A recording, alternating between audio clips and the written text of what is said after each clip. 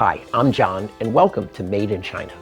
For my next video of Baijiu, I'm gonna give you a basic class. Let's call it Chinese Baijiu 101. And the first thing I want to teach you is where Baijiu is made. China's a big place. China's roughly the same size as the United States. Throughout China, you can find production centers, much like whiskey is now made all over the United States. But in China, there are some regions that are most famous for Baijiu production.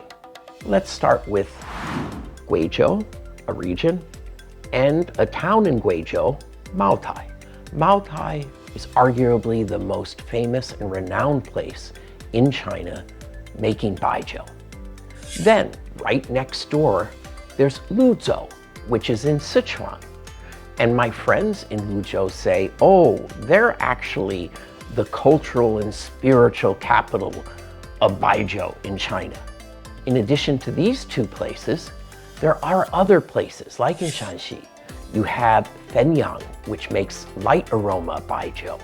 In the northeast, you also have many areas that make Baijiu, and they're right down the coast of China. You have different styles of Baijiu until you get to the south, where you have rice aroma. So these are some of the major regions of China to make Baijiu. Furthermore, understanding Baijiu is just like understanding wine. There are different styles. With wine, you have white wine, you have red wine, you have rosé, you have sparkling. In the world of Baijiu, we have three major styles of Baijiu: sauce aroma, strong aroma, and light aroma. And additionally, we have many other different styles. Rice aroma in the south of China is quite popular. You have sesame aroma, you have phoenix aroma, many different types. But if we remember the big three, sauce, strong, and light, it's a good start to understanding Baijiu. Ingredients and production. Wow, I could spend hours, days, even weeks getting into the ingredients and production of Baijiu, because really it is a very complicated process with many different ingredients. But let's keep it simple. First, we have to understand that most all Baijiu is made from grains. In the premium Baijiu, particularly sauce aroma and strong aroma, sorghum is usually the most dominant ingredient. But there are other grains like wheat, rice, corn, that all can contribute to Baijiu. And of course, as I mentioned in the south, you have rice as a primary ingredient for some Baijiu. In addition to the ingredients, the different grains, we can't forget about chu. Chu is a bacterial and fungal starter for fermentation. This is very important for both the quality and the style of the resulting Baijiu. So, Baijiu, like many other spirits, starts at the fermentation process. But to enable these grains to ferment, chu is added. And chu is also made up of different grains, sometimes peas, sometimes rice. And it's a very difficult and exacting process to make the chu. For strong aroma and sauce aroma, we use big chu. Big chu are processed into bricks. And then these bricks are aged and then broken up and mixed during the fermentation process, which for sauce aroma and for strong aroma may have 8 different fermentations lasting up to a year. Imagine that, 1 year of fermentation.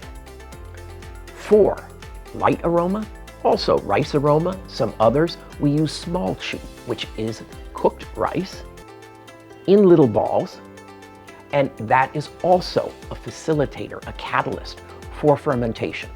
So no matter what Baijiu you drink, understanding the chu, the fermentation starter, is important. Also, a very important part of Chu is that they're secret. Every distillery has their own secret ingredient, almost like with champagne, where we have dosage.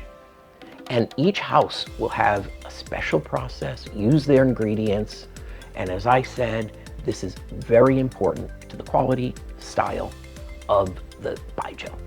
After the fermentation, of course, there's the distillation, as with all spirits, and then the aging. Typically, Baijiu are aged in clay pots for many years, even decades. And this aging is influenced by the region, the humidity, whether the proximity to mountains, to sea. This will all further influence the quality and style of the Baijiu. Some Baijiu also has different botanical additives. There are even styles that have flowers added. So after the basic steps of the ingredients, the fermentation, the distillation, the aging, you may have other factors in the production method that influences the final Baijiu. So in Baijiu 101, my last question is, what's the best Baijiu? Really hard to say. Now in China, in the 21st century, sauce aroma has become unquestionably the most prestigious and also the most expensive. Although I really think there are many excellent, strong aroma Baijiu that are underestimated because they also have many of the fine qualities of a sauce aroma Baijiu, albeit in a slightly different style. And then we get to the light aroma Baijius, which are very popular throughout China. And as the name says, they're lighter, but stylistically, they're quite attractive to new drinkers, more approachable, we could say, also less expensive, so they also have their place. Rice aroma for people in the South is also a popular style. What's the best Baijiu? You decide.